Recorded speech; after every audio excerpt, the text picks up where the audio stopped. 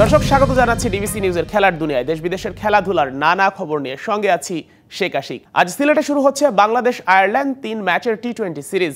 সিলেট আন্তর্জাতিক স্টেডিয়ামে দুপুর 2টায় শুরু হবে প্রথম ম্যাচ। বাংলাদেশ অধিনায়ক জ্যোতি বলছেন টি-20তেও ধরে রাখতে চান আধিপত্য। সিলেটে চা বাগানে প্রকৃতির মাঝে উন্মোচিত হয়েছে সিরিজের ট্রফি। আইরিশ অধিনায়ক বললেন, বাংলাদেশের প্রতি মুহূর্তই ভিন্ন রূপে আবিষ্কার করছেন তারা।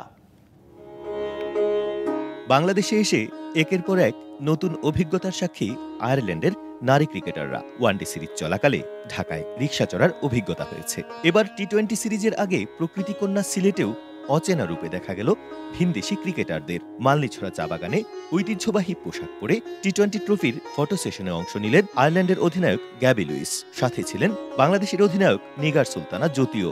বাগানে নারী চা শ্রমিকদের মতো পাতাও তোলেন তারা। প্রথমবারের মতো চা বাগানে এমন ব্যতিক্রমী আয়োজনের ট্রফি উন্মোচনকে দারুণ অভিজ্ঞতা বলছেন দুই অধিনায়ক। একদম ট্রেডিশনাল একটা ড্রেস পরে ডিফারেন্ট ওয়েতে আসলে কল্পনার বাইরে কাইন্ড অফ। তো যখনই আইডিয়াটা শুনি ভালো লেগেছে, বাট বলবো যে গুড ইনিশিয়েটিভ, কারণ এটা ডিফারেন্ট ওয়েতে হয়তো বা উইমেন ক্রিকেটকে আরো বেশি প্রমোট করবে। এই সফরে এসে বাংলাদেশের ভিন্ন রূপ আমাদের কাছে ধরা পড়েছে। ঢাকায় রিকশার অভিজ্ঞতা আমরা উপভোগ করেছি, কিন্তু সিলেটে এসে আমরা এই দেশের প্রকৃতির সত্যিকারের রূপ আবিষ্কার করেছি। এর আগে সকাল থেকে সিলেটের সবুজে ঘেরা মাঠে অনুশীলনে নামে আইরিশ ক্রিকেটাররা। দুটি পাতা একটি কুড়ির দেশের কন্ডিশনটাও মনে ধরেছে তাদের। তাই তো ওয়ানডে সিরিজের ব্যর্থতা কাটিয়ে টি-20তে ভালো করার প্রত্যয় তাদের। টি-20 সিরিজ ঘিরে আমরা রোমাঞ্চিত। ওয়ানডে সিরিজে আমরা চেষ্টা করেছি, কিন্তু ফলাফল ইতিবাচক ছিল না। এটি ভিন্ন ফরম্যাট, আর এখানে যে কেউ জিততে পারে। আমরাও আমাদের সর্বোচ্চ দিব। ওয়ানডেতে সব ডিপার্টমেন্টেই সমান সাপোর্ট পেয়েছেন অধিনায়ক জ্যোতি। টি-20তেও তা পেতে চান, তবেই এই ফরম্যাটে আইরিশদের বিপক্ষে আধিপত্য ধরে রাখা সম্ভব। মোরালেস সিলেটেই বেশি খেলি, সো এখানকার উইকেট অনেক বেশি ভালো, এবং যেহেতু ফরম্যাটটা ডিফারেন্ট, কোনো কিছু আসলে লাইটলি ভাবে নেওয়ার কোনো কিছু নাই। ম্যাচ বাই ম্যাচ পরিকল্পনা করে যাওয়াটাই আমার কাছে মনে হয় বুদ্ধিমানের কাজ হবে। সিলেট আন্তর্জাতিক ক্রিকেট স্টেডিয়ামে বৃহস্পতিবার প্রথম টি-20, 7 ও 9 ডিসেম্বর হবে সিরিজের বাকি দুটি ম্যাচ। প্রত্যুষ Talukdar, DBC news, Sylhet. West ইন্ডিজের সাথে শেষ টেস্টে জয়ে আনন্দিত মিরাজ, তাইজুল, তাসকিনরা। টানা পরাজয়ের পর উইন্ডিজ সিরিজে ড্র করায় দলের মনোবল ফিরে পাওয়ার কথা বলেছেন তাসকিন। তাইজুলের কণ্ঠেও শোনা গেল দলের প্রয়োজনে পারফর্ম করতে পারার প্রশান্তির কথা। আর অধিনায়ক হিসেবে মিরাজের নিজের প্রথম টেস্ট সিরিজে সফলতা কৃতিত্ব দিলেন পুরো দলকে। জ্যামাইকায় স্বাগতিকদের হারানোর পর এসব বলেন তারা। আমরা কয়েকটা সিরিজ হারাতে আমরা একটু মোরালি ডাউনও ছিলাম, বাট আলহামদুলিল্লাহ আমরা অনেক স্ট্রংলি কামব্যাক করছি, এবং দুইটা ম্যাচে আমি আমার সেরাটা দিয়ে চেষ্টা করছি, এবং আলহামদুলিল্লাহ আল্লাহ তাআলা আমাকে রিওয়ার্ড দিয়েছে ম্যান অফ দ্য সিরিজ হিসাবে।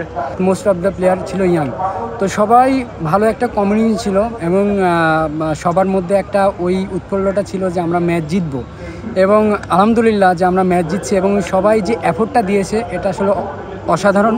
ফার্স্ট ম্যাচ হারার পরে সেকেন্ড ম্যাচ জিতেছি, এটা অবশ্যই আমার জন্য একটা বড় অ্যাচিভমেন্ট। আর যেহেতু আমি ফার্স্ট ক্যাপ্টেন্সি করছি, এটা আমার জন্য একটা বড় একটা পাওয়া ওয়েস্ট ইন্ডিজের মাটিতে।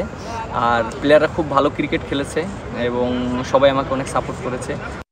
সাকিব আল হাসানকে বিপিএলে পেতে এখনও আশাবাদী চট্টগ্রাম কিংস, এমনটাই জানিয়েছেন দলটার কর্ণধার সামির কাদের চৌধুরী। চ্যাম্পিয়ন হওয়ার লক্ষ্য নিয়ে দল সাজানো কিংসের আশা, মাঠের বাইরে আয়োজনের পাশাপাশি মাঠের খেলাতেও জমবে বিপিএল।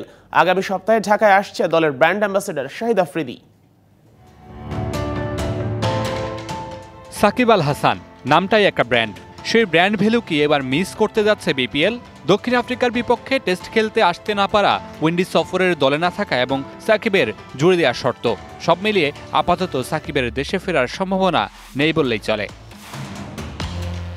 কিন্তু এখনই আশা ছাড়ছে না চট্টগ্রাম কিংস। ফ্র্যাঞ্চাইজিটির কর্ণধার সামির কাদের চৌধুরী জানান, বিপিএলে সাকিবকে পেতে শেষ পর্যন্ত অপেক্ষা করবেন তিনি। আমার সাথে লাস্ট আলাপ সপ্তাহ 10 দিন আগে হয়েছে, 10 দিন আগে হয়েছে। এর মধ্যে তো উনিও খেলার মধ্যে আছে, তো ওরকম কোনো আলাপ হয়নি। মেবি আজকালের মধ্যে আরেকবার কথা হবে। না, আমি শেষ পর্যন্ত ওয়েট করব। আমি আলাপ করেছি এমনি আনঅফিশিয়ালি, একটু হালকা পাতলা একজন ডাইরেক্টরের সাথে আলাপ করেছি। তো উনিও বললো দেখা যাক আর কি হয় না হয়, এতটুকুই আর কি। সাকিব আল হাসান দলে থাকলে জুনিয়ররা অনেক কিছু শিখতে পারে। শেষ পর্যন্ত সাকিব না থাকলে ব্র্যান্ড ভ্যালু কমবে বলে মনে করেন সামির কাদের। সাকিব কিন্তু ইজ এ বড় ব্র্যান্ড ক্রিকেটের ক্ষেত্রে, বিপিএল ইটসেলফের ক্ষেত্রে। আপনার উনি থাকলে আরও হয়তোবা জিনিসটা বড় স্কেলে হতো, বড় স্কেলে এখনও হবে, আমি সেটা বলছি না, বাট মেবি ব্র্যান্ডিং ট্যান্ডিং এগুলোর ক্ষেত্রে, আপনার স্পন্সরশিপের ক্ষেত্রে সাকিব আসলে আরও কিছু বাড়তো। তো আমিও তো ওই উদ্দেশ্যে সাকিব আল হাসানকে নিলে কিছু আমার স্পন্সরশিপ বাড়তি আসবে, ওগুলো চিন্তা ভাবনা করেই আমি নিয়েছি। চ্যাম্পিয়ন হওয়ার লক্ষ্যেই দল গড়েছে চট্টগ্রাম কিংস। তিনি বলেন, মাঠের বাইরের নানা আয়োজনের পাশাপাশি মাঠের খেলাতেও এবার জমে উঠবে বিপিএল। একটা প্রোগ্রামে যেটাতে গিয়েছি, ওটাতে গিয়ে মানে বুঝতে পারছি যে এরকমভাবে ওনারাও যারা অতিথি ছিলেন তারাও এরকম এক্সপিরিয়েন্স করেনি। তো সেই ক্ষেত্রে বলতে পারছি এটা positive, something is better than nothing. তো জিনিসটা আস্তে আস্তে আগাচ্ছে। আগামী সপ্তাহেই ঢাকায় আসছেন চট্টগ্রাম কিংসের brand ambassador Shahid Afridi. Mamunur Rashid, DBC news, Dhaka. হকিতে ইতিহাস গড়া যুবাদের উল্লাস যেন থামছেই না। একদিন আগে বাংলাদেশের ইতিহাসে প্রথম কোনো হকি দল হিসেবে বিশ্বকাপে কোয়ালিফাই করার পর জিতেছে পঞ্চম স্থান নির্ধারণী ম্যাচেও। ওমানে নিজেদের শেষ ম্যাচে চীনকে 6-3 গোলে হারিয়েছে আমিরুল জয়রা। বৃহস্পতিবার ওমান থেকে দেশে ফেরার পর প্লেয়ারদের দেয়া হবে বিশেষ সংবর্ধনাও।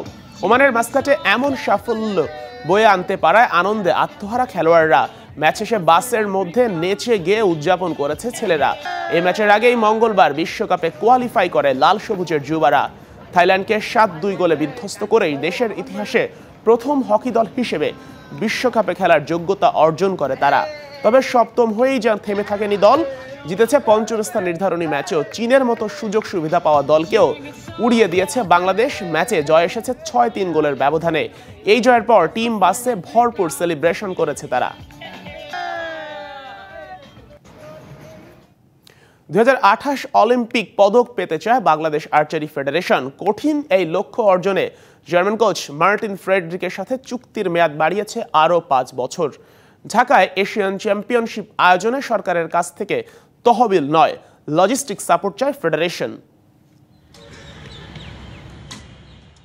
দেশের ক্রীড়াঙ্গনে অল্প সময়ের মধ্যে বড় অর্জন এনে দেয়া খেলাগুলোর মধ্যে অন্যতম আর্চারি। মাত্র 18 বছরের পথ চলায় আন্তর্জাতিক বিভিন্ন আসর থেকে শুধু 41টি স্বর্ণপদকই এনে দিয়েছেন বাংলাদেশের তীরন্দাজরা।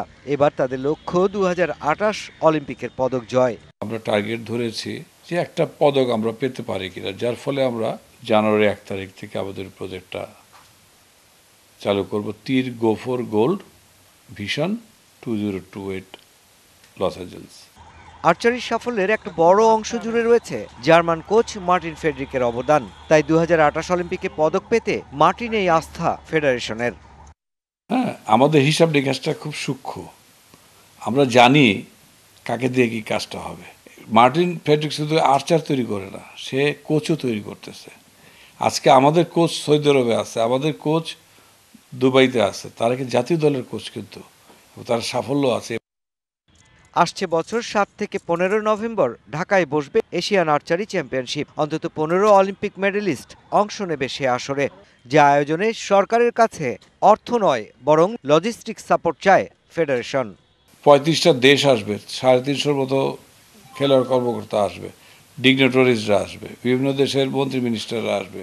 তাদের নিরাপত্তা এবং তাদেরকে সুন্দরভাবে আগমন নির্গমনের ব্যবস্থা করে দেওয়া, নিরাপত্তার ব্যবস্থা করে দেওয়া সরকারের কাজ।